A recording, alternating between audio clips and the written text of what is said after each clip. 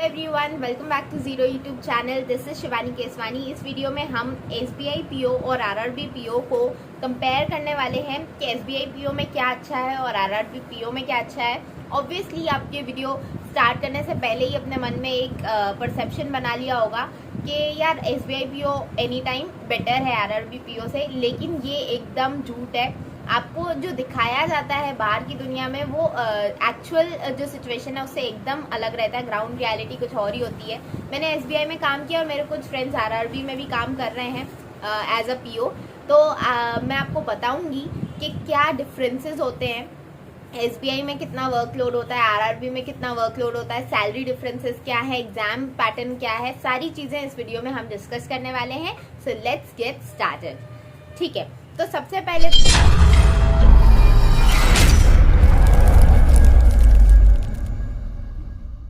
तो मैं आपको एलिजिबिलिटी बता देती हूँ। एज लिमिट, तो एसबीआई पीओ में आप 21 साल की उम्र में इसके लिए एलिजिबल हो जाते हो, 21 से 30। लेकिन वहीं पे अगर आप आरआरबी देना चाहते हो तो इवन आपकी एज 18 है पर आपकी ग्रेजुएशन कंप्लीट है तो आप एग्जाम दे सकते हो। तो 18 to 30 ईयर्स तक आप एलिजिबल होते हो आरआरबी के एग्जाम्स के लिए। सिलेक्शन प्रोसेस दोनों का सेम है। प्रीलिम्स होगा दोनों में, मेंस होगा और दोनों में इंटरव्यू होगा, बट दोनों का जो एग्जाम पैटर्न है वो डिफरेंट है।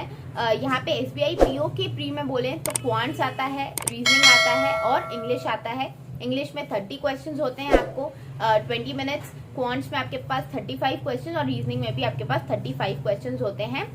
ईच आपके 20 मिनट्स दिए जाते हैं। 1 घंटे का आपका एग्जाम होता है। सेक्शनल कट ऑफ जाती हैं और सेक्शनल टाइमिंग होती है। लेकिन वहीं पे आरआरबी पीओ की बात करें तो आपका ना सेक्शनल कट ऑफ होता है ना सेक्शनल टाइमिंग होता है। यहाँ पे आपको सिर्फ 40 क्वेश्चंस मिलते हैं रीजनिंग और क्वांट्स के। यहाँ पे इंग्लिश का कोई रोल नहीं होता है और इंग्लिश मेंस में भी आपकी मतलब आपको मेंस में भी इंग्लिश आपके पास ऑप्शनल रहेगा, मतलब आप इंग्लिश भी चूज कर सकते हो और हिंदी भी चूज कर सकते हो। तो आओ अब मेंस के एग्जाम पैटर्न की बात करते हैं। तो एसबीआई पीओ मेंस में रीजनिंग आपकी 45 क्वेश्चंस आते हैं जो आपके 60 मार्क्स के होते हैं। डीआई होती है 35 क्वेश्चंस आते हैं 60 मार्क्स से अगेन। जनरल इकोनॉमी और बैंकिंग अवेयरनेस होती है जिसमें 40 क्वेश्चंस आपके 40 नंबर के होते हैं। इंग्लिश होती है 35 क्वेश्चन 40 नंबर के। तो ये तो आपका होता है एसबीआई पीओ मेंस का एग्जाम पैटर्न। और वहीं पे आरआरबी पीओ मेंस का अगर एग्जाम पैटर्न देखोगे तो रीजनिंग के 40 क्वेश्चंस 50 मार्क्स के, क्वांट्स के 40 क्वेश्चंस अगेन 50 मार्क्स के, फाइनेंशियल अवेयरनेस जो आपका मतलब बैंकिंग अवेयरनेस होती है और जनरल अवेयरनेस होती है 40 क्वेश्चन 40 मार्क्स के। इसमें आपका कंप्यूटर भी होता है 40 क्वेश्चन 20 मार्क्स के और इंग्लिश आपका 40 क्वेश्चन 40 मार्क्स के। तो ये पूरा एग्जाम पैटर्न होता है आरआरबी पीओ मेंस का। ठीक है, अब बात कर लेते हैं सैलरी की। तो सैलरी ज्यादा डिफरेंट नहीं है।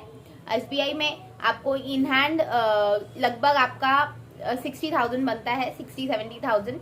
और अगर आप मुंबई जैसे सिटीज में होते हो तो 1 लाख भी क्रॉस कर जाता है, क्योंकि यहाँ पे फिर आपका जो रेंट वगैरह मिलता है आपको वो ज्यादा हो जाता है। ठीक है, वहां पे आपको ज्यादा रेंट मिलता है 20-30,000 आपको रेंट का ही मिल जाता है, इसलिए वो इंक्रीज हो जाता है। वहीं पे आरआरबी पीओ की सैलरी इसलिए कम है क्योंकि ऑब्वियसली जब आप रूरल एरियाज में जॉब करते हो तो आपकी जो भी खर्चे होते हैं वो कम होते हैं, इसलिए यहाँ पे कम सैलरी होती है। यहाँ पे आपका 55,000 तक रहता है। अब देखो सैलरी थोड़ा सा डिफरेंट है, 5-10 हजार का डिफरेंस आ जाता है सैलरी में। लेकिन अगर हम डिफिकल्टी लेवल की बात करें तो एसबीआई पीओ बहुत ज्यादा डिफिकल्ट रहता है, आरआरबी पीओ मॉडरेट रहता है। तो आप आरआरबी पीओ आराम से कर सकते हो, कम टाइम में भी आप इसको एग्जाम को क्लियर कर सकते हो। आगे बढ़ने से पहले मैं आपको बता दूं, एक नई टेस्ट सीरीज आई है ज्ञानी जी करके, आपको स्क्रीन पे दिख रहा होगा। इसमें अगर आप मेरा कोड यूज करते हो 050 तो आपको 75% ऑफ हो जाएगा और 200 रुपए की टेस्ट सीरीज आपको सिर्फ 50 रुपए में पड़ेगी। मतलब आरआरबी पीओ को अगर आप स्पेसिफिकली टारगेट कर रहे हो तो आप इसकी टेस्ट सीरीज परचेज कर सकते हो। 30 टेस्ट आपको मिलेंगे, 10 फुल लेंथ टेस्ट, 10 आपको सेक्शनल टेस्ट मिल जाएंगे और 10 आपको टॉपिक वाइज टेस्ट मिल जाएंगे। इसी तरह आरआरबी क्लर्क का भी है, तो आप इसको परचेज कर सकते हो, मेरा कोड लगा सकते हो। जो आप अगर सोचते हो कि यार मैं इतना ज्यादा महंगी टेस्ट सीरीज नहीं अफोर्ड कर सकता तो आप इसे यूज कर सकते हो। ऑलराइट, आगे बढ़ते हैं। तो डिफिकल्टी लेवल मैंने आपको क्लियर कर दिया। अब सैलरी भी मैंने आपको बता दी। अब बात करते हैं वर्क प्रेशर की, जहाँ पे मेन फर्क आ जाता है कि आरआरबी पीओ सिलेक्ट करना चाहिए, एसबीआई पीओ सिलेक्ट करना चाहिए। देखो, मैंने एसबीआई में काम किया है और एसबीआई पीओ की मैंने हालत अपनी आंखों से देखी है, और आरआरबी पीओ में मेरे फ्रेंड्स काम करते हैं।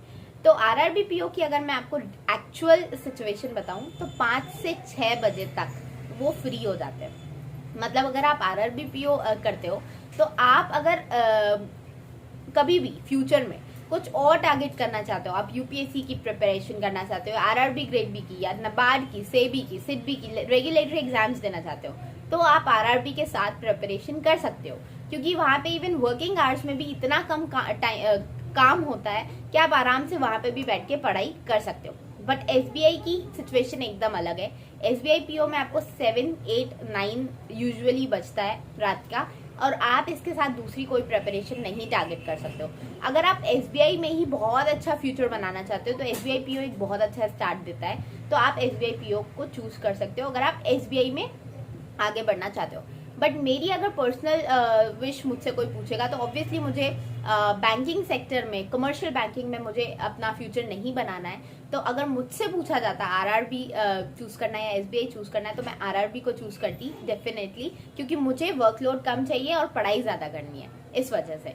और बहुत अच्छी लाइफ बैलेंस भी आपको मिलता है, वर्क लाइफ बैलेंस, जो आपको एसबीआई में बिल्कुल नहीं मिलता है। एसबीआई में अगर आप काम करते हो और आगे प्रमोशंस लेते हो तो आप ये समझ के बैठो कि अब आपकी लाइफ एसबीआई को पूरी की पूरी डेडिकेटेड है और अब आप कुछ और नहीं कर सकते हो।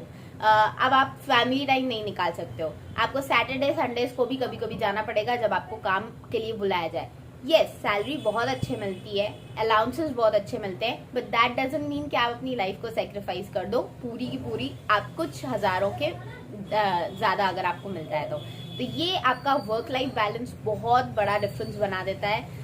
जो मेरे फ्रेंड्स हैं आरआरबी पीओ की तरह काम कर रहे हैं, दे आर वेरी हैप्पी, बहुत अच्छे से वो अपनी लाइफ बैलेंस कर रहे हैं, उनको मजा आ रहा है अपनी लाइफ में, वो दूसरी चीजें भी कर पाते हैं, अपने पैशन को फॉलो कर पाते हैं, और जो आगे पढ़ाई करना चाहता है वो पढ़ाई भी कर पा रहा है। लेकिन अगर आप एसबीआई में काम करते हो तो ये सारी चीजें मुमकिन नहीं हो पाती हैं। तो ये था पूरा का पूरा डिफरेंस एसबीआई पीओ और आरआरबी पीओ में। अगर आप चाहते हो एसबीआई पीओ बनना तो उसके लिए टाइम है, अभी प्रिपरेशन स्टार्ट कर सकते हो। लेकिन अगर आप आरआरबी पीओ भी बनना चाहते हो तो उसके लिए भी टाइम है, डिफिकल्टी लेवल इतना हाई नहीं होता है, तो आप प्रिपरेशन करो, डेफिनेटली आप इस एग्जाम को क्लियर करोगे। ठीक है, बाकी स्ट्रैटेजी वीडियो मैं ऑलरेडी आपको प्रोवाइड कर चुकी हूँ, वो आप चेक कर सकते हो, कमेंट डिस्क्रिप्शन बॉक्स में आपको उसका लिंक मिल जाएगा। बाकी आरआरबी क्लर्क की स्ट्रैटेजी भी जल्दी आ रही है। ठीक है, तो जुड़े रहो चैनल से। थैंक यू एवरीवन, मिलते हैं अगले वीडियो में, तब तक के लिए पढ़ाई करते रहो। Thank you everyone, bye bye.